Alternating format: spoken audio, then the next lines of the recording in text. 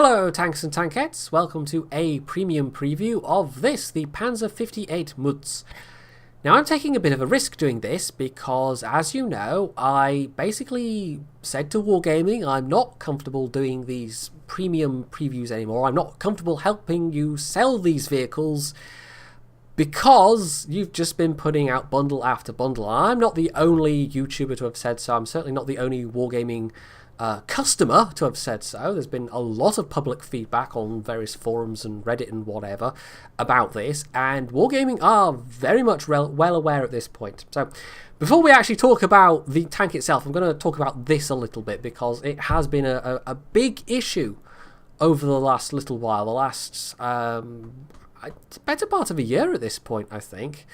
So why this has been a problem, why I called it anti-consumer, is because they've made these vehicles available for a limited time, and they've made them available only with extra premium time, premium currency, equipment. So it's been basically inflating the prices on what are already fairly expensive in-game purchases. Microtransactions in World of Tanks are anything but, and I've said this probably quite a lot of times, but when you take those already quite expensive prices and bundle them with other stuff to bump those prices up even more, and when you make that the only way that you can buy that premium vehicle, that is anti-consumer. It makes people feel like they're being gouged, and particularly in Europe it's a big issue because there's also quite an economic disparity within Europe, and it's probably the same on the NA server. You look at people playing from whatever the average income is in like Ecuador versus the United States, and I don't know if World of Tanks has a particularly big Ecuadorian player base compared to, say, the Polish player base on the EU server, but yeah, that economic disparity is an issue because while someone in Germany, the UK, Switzerland, wherever, one of the more affluent countries in EU, might be able to afford, let's take an example from Warships, the completely overpriced Tirpitz bundles, then okay, sure, but somebody in like Romania or Latvia or Poland, or they might really struggle. That might be a significant amount of their monthly income, if not, over whatever their monthly income is in whatever, country we're talking about here. So, yeah, it is a specific problem for that, but not just for that. It's just anti-consumer. It removes consumer choice. It holds players over a barrel, and it's moving in the direction of what mobile developers do when they go after what are termed whales, these customers that just spend ridiculous amounts of money that basically keep those games afloat. So even though they might only have, say, 3% of their player base spending money, their aim is to get that 3% to spend a lot of money, as much as possible. Those are the people they're catering to. And when it comes to something like World of Tanks, that would be a bad move going in that economic direction. Just because you can make money doing something doesn't mean it's the right thing to do. And of course, Wargaming is sitting there with their business hat thinking, how can we make money? But I'm sitting here with my consumer hat on thinking, is this good for me as a consumer? And the answer when Wargaming is doing stuff like that is hell no. So given that we now have signs they're moving away from doing bundles, and we've had, I guess there were test balloons, because in Warships we had the Błyskawica, which was offered in a bundle or just the ship. In World of Tanks we had the Patton KR, and I think the IS-3A, I can't remember, or was that just a bundle? I'm not actually sure on the IS-3, but there was at least one other tank besides the Patton KR. So they've floated a couple of test balloons, and they've gathered some sales figures, and I think, if I remember correctly, they actually, the German guy that's the kind of general manager for the EU, whatever, the marketing side, whoever it was that Jingles met with, I can remember the guy's name, kind of. Actually, having said that, no, I can't remember the guy's name now, that's terrible, but I'm sure he said at one point that they discovered that that, unsurprisingly, the unbundled tanks have been selling better because they're not quite as inflated in price, even though, like I said, especially the tier 8s, they're still quite expensive to begin with. Alongside that, we've also had, in, again, both Warships and World of Tanks, the first premiums actually being added to the in-game shop for the first time in the case of World of Tanks, it was something like 6 months. It was quite a long stretch. So we had the M4A1 Revalorise and the Skoda T40, both now available even for purchase in-game. Whether this one will be, I don't know. I suspect not, because it's a skinned one like the Patton KR. They might call this, a special whatever. But my firm hope is that even if it's available for a limited time, at least for those kind of things, it's going to be for sale a couple of times a year. And if for those couple of times a year it's for sale, it's available with the option of just buying the tank, then that is absolutely the direction that Wargaming needs to move back in. Because, they might be there with a business hat going on, but this will make us money. Yeah, but if people have that public perception of you that you're just gouging them in the long run, that's kind of fatal. That will kill the popularity of a game, absolutely.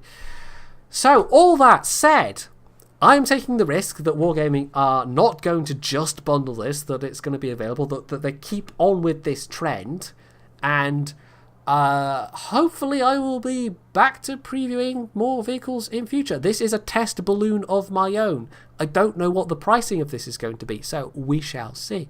But enough about all of that. Let's actually take a look at the stats instead. I'll very quickly run down in the garage what we have, and then I'll actually very quickly in tanks.gg give a comparison to other tier 8 vehicles.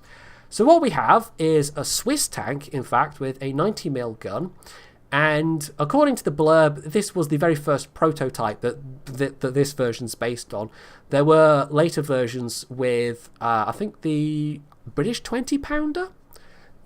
So that would be pretty powerful as a gun on a tier 8 medium.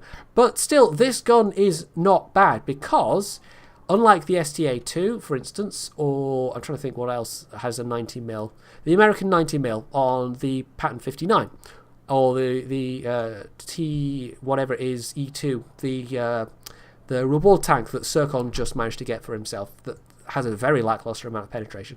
This is the kind of the copy paste of the French 90mm, so it's 212 penetration with 240, and that is basically the same gun that the Indian Panzer has in terms of the pen and the other thing.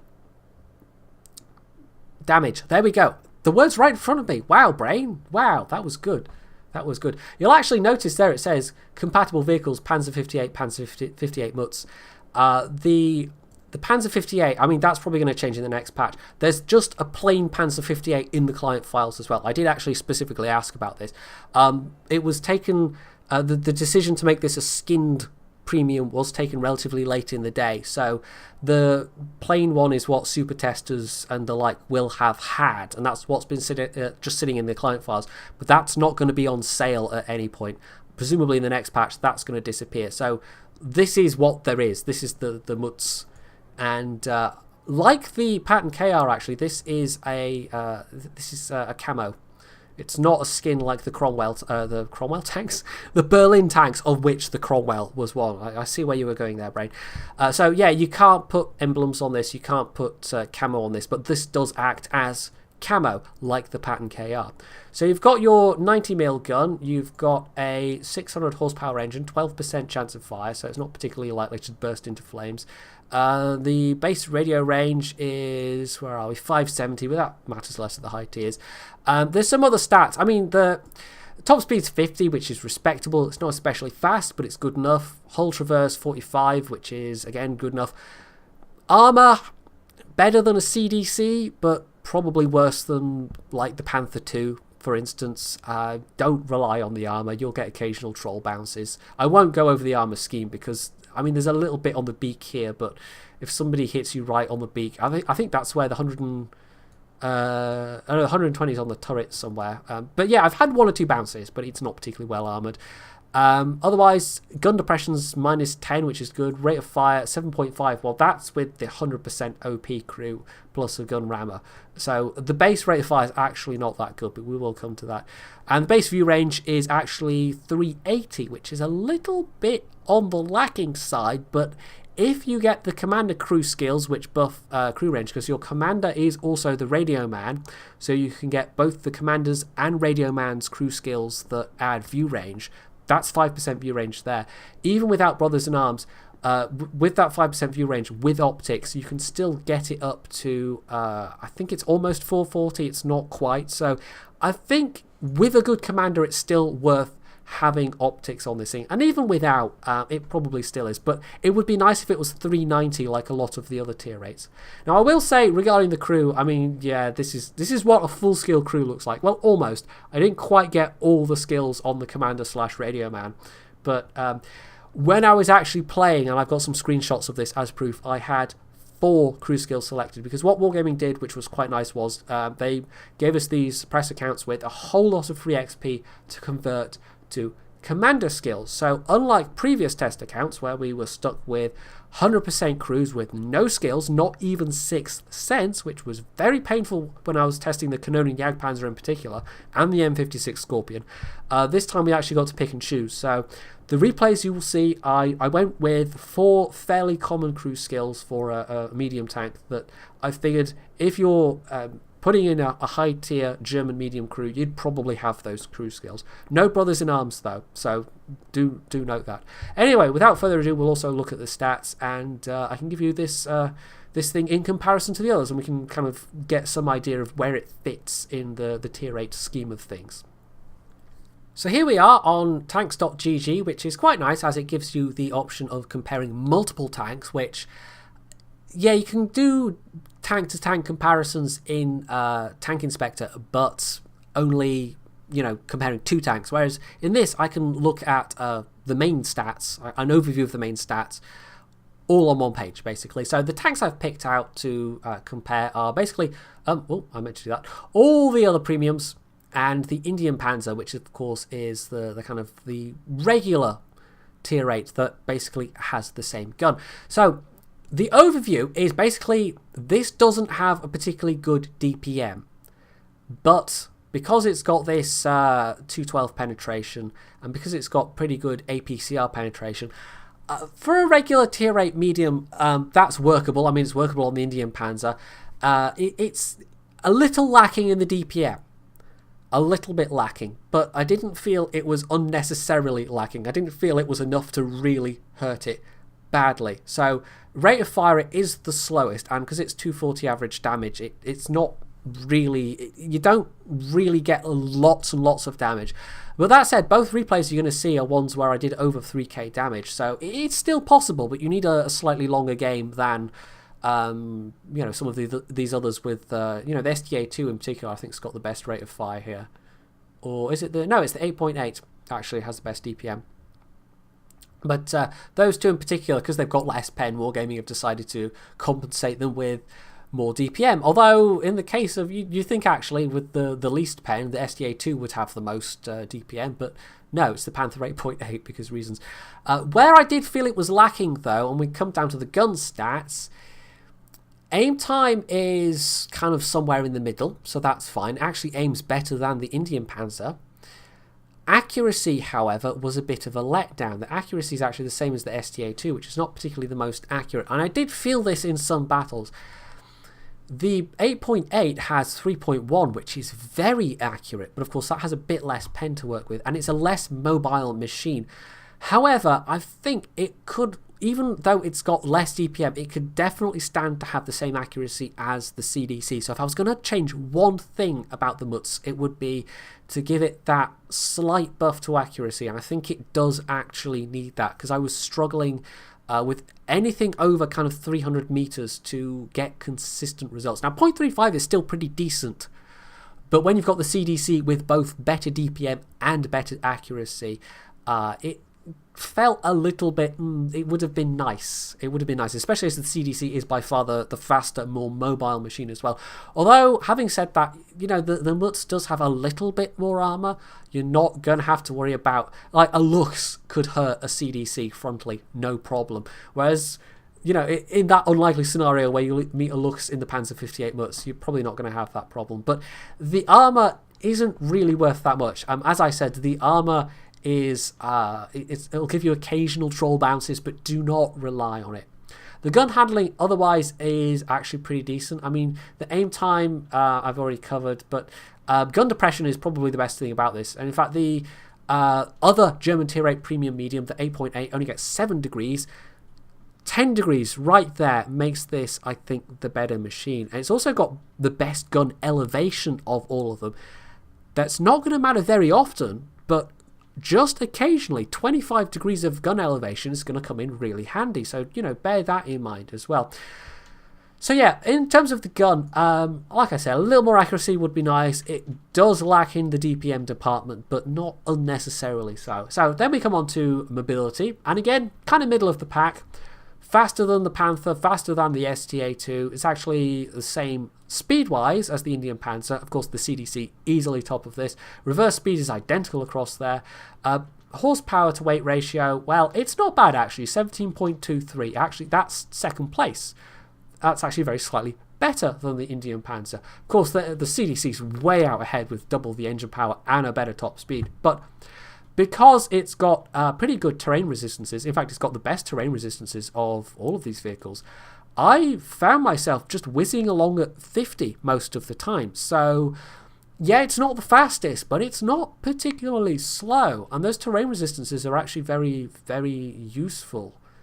And if you would take something like, you compare this to the CDC, you would take something that consistently does 50 over something that struggles to get up to its top speed on a lot of surfaces. Armor and health, well, doesn't really matter among this crowd so much. I think the Panther 8.8's probably got the best. In theory, actually, the Indian Panzer, I mean, the given kind of values for the hull, actually the Indian Panzer comes out kind of best here, 1990 45. This thing, I mean, it's pretty squashy. There's not really a lot else to say about it. And view range I've already covered as well, so it's the same as the STA-2 and the Indian Panzer. It would be nice if it had the 390 of these two tanks, but 380 is still pretty workable. So there you go. I think this actually compares very favourably. I would say this probably is a more comfortable tank, even just on the basis of gun depression, than the 8.8. Although the gun's not quite as accurate, you've got extra pen, and that's really very nice indeed. I would definitely place it over the STA-2. I still think the CDC is the best of these 90mm equipped. I mean, I haven't even put the Pattern 59 up there, but the Pattern 59 is a bit of a different beast out of all these. And it actually compares, apart from the DPM, pretty favourably to the Indian Panzer itself. So this one, balance-wise, feels okay for a Tier 8 medium, I have to say. It doesn't feel like when the Pattern 59 came out and I kind of wondered at the stats, and of course they buffed it since then, and then there was the Kanonen Jagdpanzer and they haven't buffed that, and the M56 Scorpion, and that I actually felt that one was kind of okay but just a little underpowered. But yeah, this one feels properly balanced for a Tier 8 medium, so it gets a thumbs up on that score. So, before I bring you the first of the actual replays, I have this little clip for you of Karma in action. Now, myself and Klingensberg had been basically kind of pinned down in this spot. We came here thinking this will be a good place to get flank fire, but artillery did a nasty job on Klingensberg even. And then this E5 turned up, who, knowing there were Tier 8 mediums around, still continued to fire full heat. You don't see that in IS-7s for some reason. You know, E100s have that reputation, but E5s sometimes as well. This guy just had no shame. And then an artillery miracle happened. Yes, I am actually going to say thank you, artillery, for this one. Because otherwise, we were both just going to die. And instead, well, not only did he get whacked by artillery, set on fire, I then was able to hit his ammo rack and explode it. So there was a bit of RNG involved there as well. But still, karma! Karma. How do you like that? Anyway, on to the first of our proper replays. Now, this is a top tier game, and you're actually going to get to see a bottom tier game as well, but I thought this one was a fairly good one to show. Even though I was definitely not playing the best I've ever played in it, it still was a pretty good result, and it is one of the 2 games I had that were over 3k damage. And actually, this was a rather shorter game, so it was a little surprising I was able to get 3k damage in the amount of time this game lasted. But I did somehow. So, although the DPM, like I said, it's on the low side, it actually, I mean, if you're in a target-rich environment and they're not shooting at you, and you just get to shoot your gun over and over again, yeah, you can do a reasonable amount of damage. But it isn't going to be able to whip out the damage quite as fast as things like the STA2 or the, well, really any of the rest of them. This had the lowest DPM of any. So as you can see, our team has, well, mostly gone to the north. We've got a couple of tank destroyers that went to the square, and I thought I'd poke around here, but, oh, that's a Ferdinand, and he's about to murder that T-34-3. Now, my thought was I could maybe help the T-34-3, and this definitely, you're going to see in a moment, well, actually not quite here, but in a little bit, when that IS-6 pokes through here. This was not, when I say, well, it wasn't my best game, like the shooting you will see is a little lackluster. But I still do damage all the same. Now there's the IS-6 poking. I initially withdrew because I thought I didn't want to face the Ferdinand on my own. I didn't think I could get round behind him because I don't know what else there might be along that street in terms of enemy tanks. But this is the point where I thought, okay, tank destroy, the IS-6 is going forward, he's distracted, I can track this guy. And the IS-6 actually tracks him by brushing past. And then the guy immediately repairs, and that throws off that shot, and then I actually back off because, oh, he's pointing his gun my way. I don't want to take that hit. There is, however, another IS-6 coming up behind our IS-6, who's just finished off the 30. So, although my tracking shots didn't track once, I still did some damage on the 30, and I've accumulated 700 damage so far. So, there we go, that's another 200 and whatever that was. 214, slightly low roll, but with this gun, I mean, it kind of averages out. Well, with all guns, it kind of averages out. That was a comment. Now, the IS-6, I mean, this is an IS-6 fight right here, but I've got some very good side armor shots, and I actually go forward to get this guy's attention, because if he hit our IS-6 and penned, it would have killed him. I could absorb the hit, so that's why I went out of cover, and for some reason, the IS-6 took the bait. He was looking at me, but I got very, very lucky in that I set him on fire. He burned out for his last bit of health, so I'm still full health. I went forward expecting to take the hit, but ended up not taking the hit, and, you know, that's fine with me. Now, this IS-3 is completely not paying attention, so that's a lovely shot to the rear armour. And this gun, even frontally, you can handle IS-3s. I do also have a medium tank shooting me from the back, and this was a bad move. I went forward, took the hit from the IS-3. Didn't need to do that. It would have been preferable to take another hit from that VK3001D, rather than take a hit from the IS-3. So that was health wasted, basically. I just kind of went, oh no, big shot from behind, surged forwards, and took an even worse hit, so whoops. Like I said, this was not my best game ever in terms of tactical anything, but I've actually now racked up nearly 2,300 damage. There we go, nearly 2,400 damage. That was a rather nice kill in contrast to some of my previous shooting. I was able to just get that outlined over the engine deck of that wreck and kill the Pershing before he could do any damage to me. Now, we've basically won at this point, and this was a quick match. We're not even at the 5-minute mark, and I've done, what is this, 2,390. There's another hit, 2,600. Now, T-43 in theory I can take, but he can pen me easily, and he also has a hit points advantage right now. Now, if this was a CDC, I could very easily, with the mobility the CDC has, although it's very thinly armoured, I could just whip out, put the shot in and pull back, and the Mutz can't do that nearly so well, and I maybe pulled out a little bit far there, but yeah, there we go, I took the hit in return, rather, and so the lack of armour on the CDC, you know, the armour on this thing isn't going to help you most of the time, even against lower tier mediums. Now, I was actually deliberately waiting for that Su-152 to come up behind. I was playing it safe. I'm on 5 kills. I could have a top gun, and maybe I was being too cautious. The top gun would have been nice, but that has topped me out at just over 3,000 damage. So rather than take any more hits myself, I decided to play it safe. And yeah, I gave away the top gun, but I didn't care that much because I knew it was a good result. And a top gun would have been a slightly better result, but it wouldn't have been much more damage probably. And I didn't know if I could trade, shots quick enough to kill that guy. But still, top of the team, our IS-6 that I think that was the guy I went to save. He then went to finish with just over 3,000 damage as well, so that was a nice bit of team play. The rest of the team, well, we had some pretty not very good players down at the bottom there, but still, it was enough. And with the premium days I had, that was 80,000 credits profit. So this thing is quite reasonable in terms of its money making. I haven't played that many battles in it. I think it was something like 10 in total.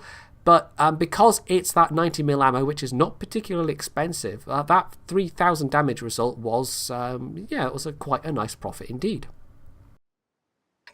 So next up we have, well, really the opposite end of the stick, the fuzzy end. Tier 10s with artillery. However, even though it's a more open map, this actually is a better map in terms of getting to use that good gun depression. Now, the reason I started this replay from the very beginning is because this CDC's reaction was kind of amusing. You do occasionally get that when you're playing these press accounts. People will go, "Oh, what's one of them?"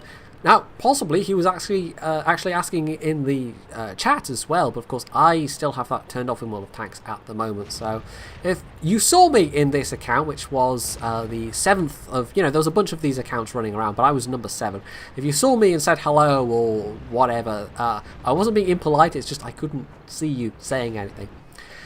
Anyway, this E50 has gone a little bit far forward, and I actually get a nice shot into the side of his turret there, so that was a nice bit of early damage, and he's just taking all kinds of a pounding. So if we can take this guy out, that is a very, very nice tank. However, I'm not going to get the kill because that was not a particularly well aimed snapshot. It was a little bit low. It could have potentially penned if I'd hit the front of the turret and not, bounced off the gun mantle or whatever. But I still did a little bit of damage to that guy, and potentially even some spotting damage, although I don't think so. I don't actually get a lot of spotting damage in this one. I'm going to give you a little spoiler there. Now, due to the nature of the matchmaking, I was being rather more cautious. And possibly this is the replay where you will more notice what I'm talking about with the accuracy. Now, some of it is my aiming. I know I'm not the best shot in the world in this game, but there are some shots later on, and I will point them out as we get to them, where I thought that something like a CDC probably would have been able to make those shots, whereas I just couldn't. It was not working reliably for me. Now, shots like this, these are chancy shots anyway. If I hit any of these are kind of very odd bits of tank I've got to fire at. So if I hit any of these and pen any of these, that's more kind of luck than anything else. And it'd be nice to do some damage. And there we go, that one actually does connect. Because our 113 and Centurion Action 10 are actually pushing up this flank. They're being quite aggressive. And given that the enemy E5 is there, well, if we can counter that E5, if we can take them out of the equation, then that'd be really useful. I was actually a bit surprised to see the E5 there, though. I would have thought they'd be in the town, but as it turns out, they weren't. However, what is in the town is the IS-4, the T-10, and the T-34. Our VKB is there, backed up by the 50B, but it's not going to be enough to stop those guys. However, my focus is more on this side of the map at the moment, because in my mind is that if we win this side of the map, we can then defend the cap from this mid-ridge area, because our cap, the northern cap, doesn't have the bush cover that the southern cap has. The southern cap actually requires you to get up a bit closer. Now, note that WZ-111 on the minimap. That's pretty much as far as that guy ever gets from the cap circle. And if you're wondering, by the way, why there's Super Pershings and 111s in a tier 10 game, well, they're actually both in separate platoons. Both Super Pershings are in a platoon with an IS-3, is that? Yes, and the WZ was in a platoon with something else, the T-34. Yes, it was the T-34. I can just about make the numbers out on my screen. So, yes, the enemy team had not one but two failed platoons. However, they did also have the tier 10 artillery, whereas we had a tier 9 and a tier 8. Now, we're slightly down on tanks at the moment, and I actually decided to try and go help out on this side, because the 432 is trying to help out. But despite those tanks being damaged, the 113 is heavily outnumbered right now. But the 432 is going to get there a lot quicker than I can. Although I am still just nippling? Wow. Wow, we might have to beep that word out. Nipping along at 50. And as I was noting, the terrain resistances on this thing are really good.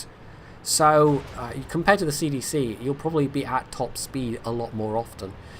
Anyway, that was my first damage by that SU-101 that's back there. And by the amount of damage, yeah, I suspect that was the 122 mil. Could have been 100 mil with a really high damage roll, though. That's possible. So I'm going to use my vision here to try and spot these guys. And as I noted in the garage, I was using optics, and the commander had both the, I think I noted this as well, both the radio man and the commander vision skill. So it was an extra 5% on the commander's vision skill and optics. So it all added up to just about 440. Now the SU-101's quite distracted, so this is some nice easy damage right here, although the 5041's probably going to finish him. And there we go, he does. But that WZ is still down there. Like I said, that's as far as he ever got from their base. His T-34 comrade actually pushed up into the town, but he stuck around there for some reason, and now it's his time to shine, probably. Now that one missed because the shot was in the air as he reappeared basically. But actually, these shots here, and that was a bit snapshot. I kind of was firing as I pulled back because I knew I'd been spotted by the super Pershing at that point because obviously my sixth sense had gone off. But these shots here actually kind of worked, even though this was fairly long range. And I am just trying to be fire support right now because I'm still very much aware of the 261 being alive. So if I can help take out that WZ, and there we go, 432 is going in. But gets taken out by artillery. Yeah, well, okay then. Guess he was camping a bit too hard. Anyway, but yeah, these shots are actually working. They're actually hitting and doing damage. And this is at over 400 meters range. So this was a little unusual. Now that one didn't finish off the guy, but it did track him. So hey, I got 11 assistance damage. Hey. However, we're about to shoot at a closer target with worse results.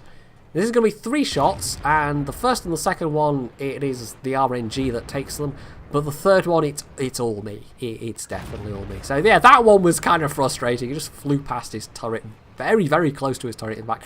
And this one, I aimed at his side armour.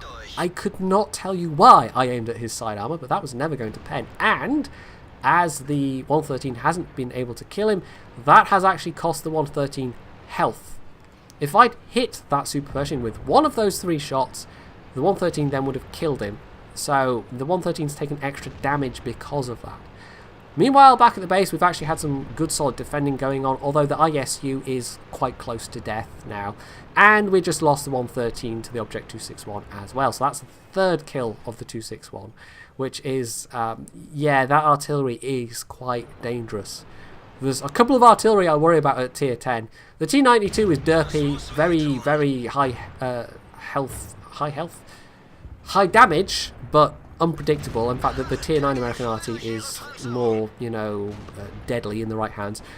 But the tier 10, the 261, the CGC, and the French are all the Batchap 158, 158, 155, 58. There we go.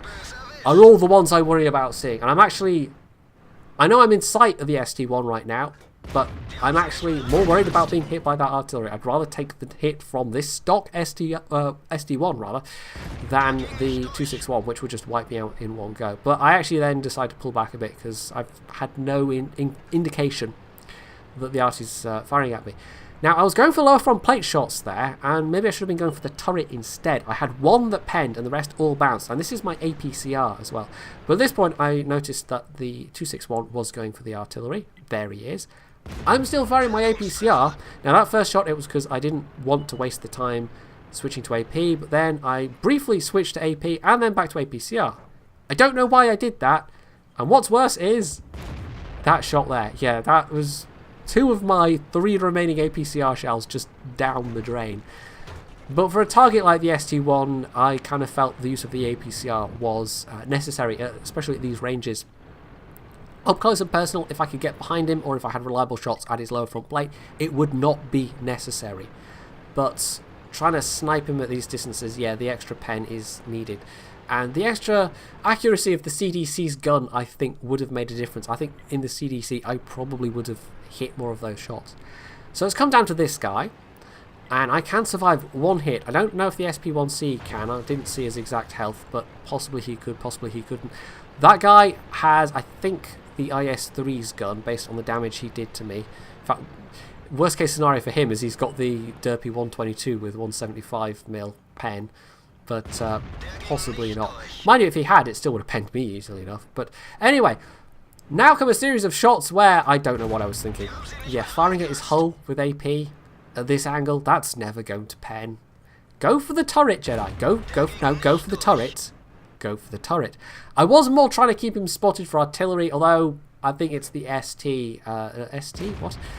SP1C that actually gets the majority of the spotting on this guy, and you'll see why I think that at the end. But again, just angled sidearmors, bouncing all these shots, because of course it is. You know better than this, Jedi. You've got one of these.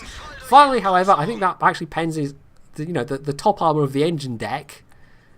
So yeah, and then finally I kill him with a shot to the turret. So that was what I should have been doing all along, was shots to the turret. That would have been much more reliable on that turret. The top turret, of course, would have been hopeless. But that turret I had a chance of penning. So this was actually slightly more damage, but it was a much more drawn out game. And yeah, my shooting wasn't the best. But it was enough to get me second place in a tier 10. And you might be thinking, well, the SP1C must have done very well to get ahead of me, because I was damaging a fair few high tier targets, although there were also a lot of same tier targets I was damaging. But in this case, well, I had over 3k damage. The 113 did very well. Our RT did, the surviving RT did over 3,000, and this SP1C had over 5,000 assistance damage. So he didn't do a lot of actual damage, but that's how he was top of the team. And because I fired so much premium, I walked away with far less profit this time, 32,000. Without a premium account, that would have been a little under 2,500, and that was having fired all of my premium shells. So yeah, you fire a lot of premium this, you are going to struggle. But I think the nature of this gun is such, and the penetration is such, that you're not going to need to fire a lot of premium. You don't need that much. I was possibly even carrying a little more than I needed for the games I was testing, but it seemed about an okay-ish sort of amount. It didn't seem excessive. So, is it worth the money? I have no idea. If it is charged the same price as a tier 8 premium medium without any bells and whistles, if they give an option of buying just the tank, even if it's alongside a bundle, then I would say maybe, yeah. It's a more enjoyable tank to play than the Panther 8.8, even if the gun is less accurate, but it has more pen, and it has better mobility, and it has better gun depression. So I would put this over the Panther 8.8 in terms of a list of recommendations. Whether I would recommend it over the CDC? No. If you're looking for a tier 8 premium medium, I would say the CDC. If you're looking for a fast mobile machine with this gun, it's got better accuracy, it's got better aim time, it's got better DPM. But if you were looking at a choice between this and, like I said, Panther 8.8 or the SDA2 or the Patton 59, I would say this thing. I would say this is actually quite a good medium premium tank, and I would quite happily own one myself. So, in contrast to some of the recent mediums we've had, I mean, the Patton KR was pretty decent as well, although it kind of lacks the signature trademark gun handling that a lot of the American high-tier mediums have. So I think people that actually have the high-tier mediums are probably looking at it less favourably than I am, because I don't have anything to directly compare it to in terms of same-tier American mediums. But this, well, I've played the Panther 2. I haven't played the Indian Panzer, however, but I've got all the other premium mediums I've talked about, and this does compare very favourably. So, yeah, cautious thumbs up on this one. I think Wargaming's actually done a decent job of balancing this. So, hopefully you found this preview useful, and I do stress the word preview. I have noted that I haven't played that many battles in it, so these are all initial impressions, really. If you have, you can leave any comments below, giving your own thoughts on it. You can hit the like button, you can subscribe to my channel, and, as always, stay tuned for more.